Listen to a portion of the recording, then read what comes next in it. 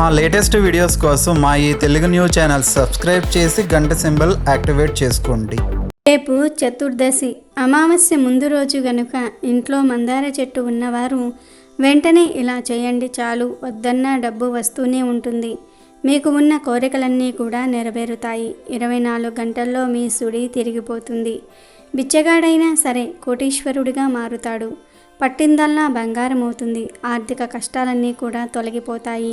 మందార చెట్టును ఇంట్లో పెంచుకుంటే చాలా మంచిది.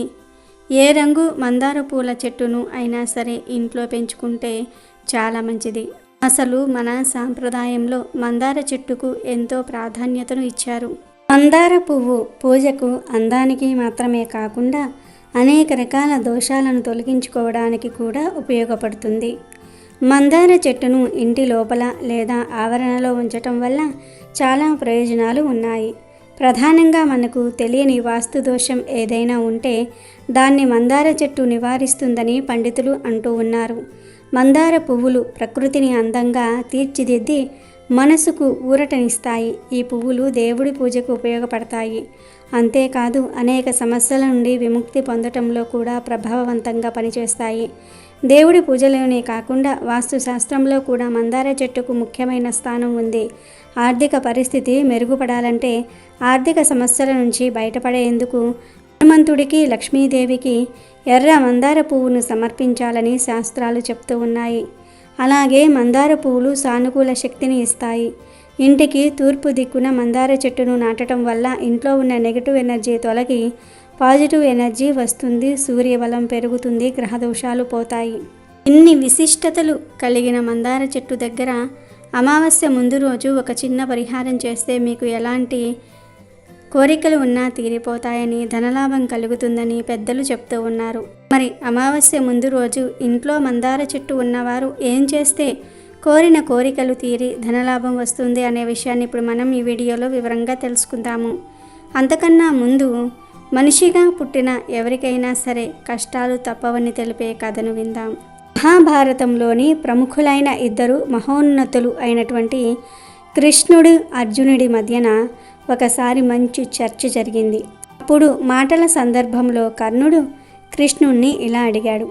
కృష్ణ, నేను పుట్టగానే నన్ను నా తల్లి వదిలేసింది. అశాస్త్రీయమైన జన్మను పొందటం అనేది నా తప్పే కాదే. ద్రోణాచార్యులు నాకు విద్య నేర్పేందుకు నిరాకరించారు. ఎందుకంటే నేను క్షత్రియుని కాను అన్న కారణంతో. పరశురాముడు నాకు విద్యనైతే నేర్పారు, కానీ నేను క్షత్రియుడిగా గుర్తింపబడే వరకు ఆ విద్యనంతా మర్చిపోయేలాగా నాకు శాపం పెట్టారు. పొరపాటున నా బాణం ఒక ఆవుకు తగిలితే ఆ ఆవు యజమాని నా తప్పు లేకున్నా నన్ను నిందించారు. ద్రౌపది స్వయంవరంలో నాకు పరాభవం జరిగింది. ఈనాడు కుంతీమాత వచ్చి నేను తన పుత్రుణ్ణి అని నాకు నిజం చెప్పటం వెనుక ఉన్న కారణం కేవలం ఆవిడ తన వేరే పుత్రులను కాపాడుకోవటం కోసమే. నేనంటూ ఏదన్నా పొందాను అంటే అది దుర్యోధనుని దయాధర్మం వల్లనే. అలాంటప్పుడు నేను దుర్యోధనుని పక్షాన ఉండటం తప్పేలా అవుతుంది అని అడిగాడు కర్ణుడు. దానికి కృష్ణుడు సమాధానంగా కర్ణుడికి ఇలా చెప్పాడు. కర్ణ, నేను పుట్టటమే కారాగారంలో పుట్టాను. నేను పుట్టటం కంటే ముందే నా చావు నా కోసం కాచుకొని కూర్చుంది. నేను పుట్టిన రాత్రే నా కన్న తల్లి తండ్రి నుండి వేరు చేయబడ్డాను.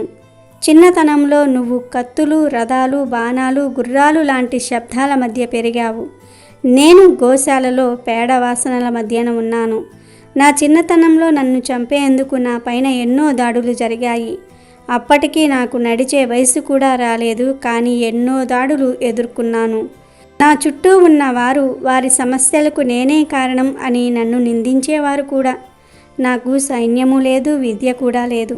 మీరందరూ మీ విద్యా అభ్యాసం పూర్తి చేసుకొని మీ ప్రతిభలకు మీ గురువుల నుంచి అభినందనలు పొందే వయసుకు నేను విద్య నేర్చుకునేందుకు నోచుకోలేదు కూడాను. సందీపుని ఋషి వద్ద నా 16వ ఏట నా చదువు ప్రారంభమయ్యింది. నువ్వు నీకు ఇష్టమైన అమ్మాయిని వివాహం చేసుకోగలిగావు. నేను నాకిష్టమైన అమ్మాయిని చేసుకోలేకపోయాను. పైగా నన్ను వివాహం చేసుకున్న వారు నన్ను కోరుకుని కొందరు, నేను రాక్షసుల నుండి కాపాడిన వారు కొందరును, జరాసంధుని బారి నుంచి కాపాడుకోవడానికి నా గోకులాన్నంతా నేను యమునా ఒడ్డు నుంచి దూరంగా తీసుకువెళ్లాల్సి వచ్చింది. అప్పుడు పిరికివాడుగా పారిపోయానన్న చెడ్డ పేరు నాకొచ్చింది. సరే, ఇంతకీ దుర్యోధనుడు ఈ యుద్ధం గెలిచేవాడే అనుకో, నీకు మంచి పేరు వస్తుంది. అదే ధర్మరాజు గెలిస్తే నాకేమీ రాదు. పైగా ఈ యుద్ధం మరియు యుద్ధానికి సంబంధించిన సమస్యలకు నేనే కారణం అన్న నింద వేస్తారు అందరూ నా పైన. ఒకటి గుర్తుంచుకో కర్ణ, జీవితంలో సమస్యలు, సవాళ్లు అందరికీ ఉంటాయి. జీవితం ఏ ఒక్కరికి పూలబాట కాదు. అన్ని వేళలా అంతా సవ్యంగానే ఉండదు. దుర్యోధనుడు అవన్నీ, యుధిష్ఠిరుడు అవన్నీ, అందరూ జీవితపు దెబ్బలు రుచి చూసిన వారే.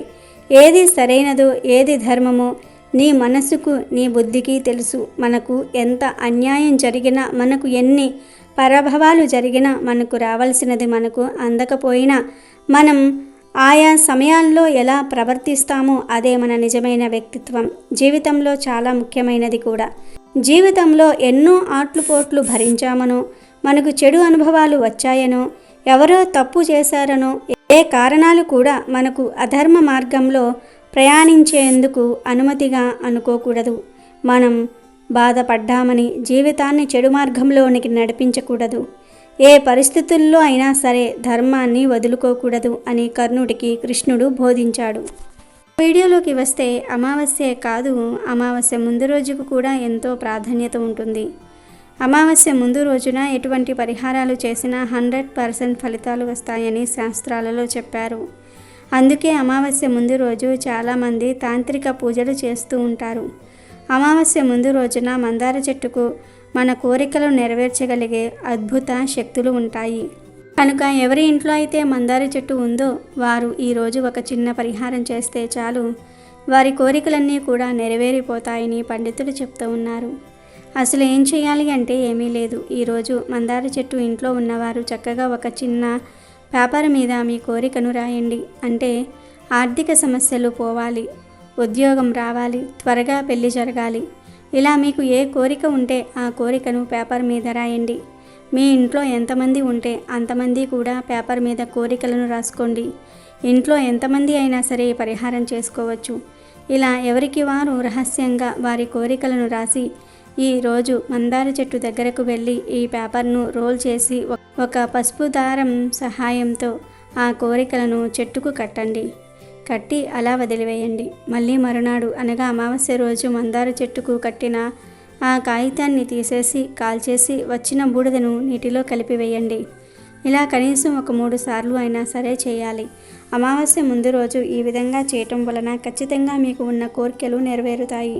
ఆర్థిక సమస్యలు పోతాయి, ధనలాభం కలుగుతుంది. ఉద్యోగం కావాలనుకునే వారికి ఉద్యోగం లభిస్తుంది.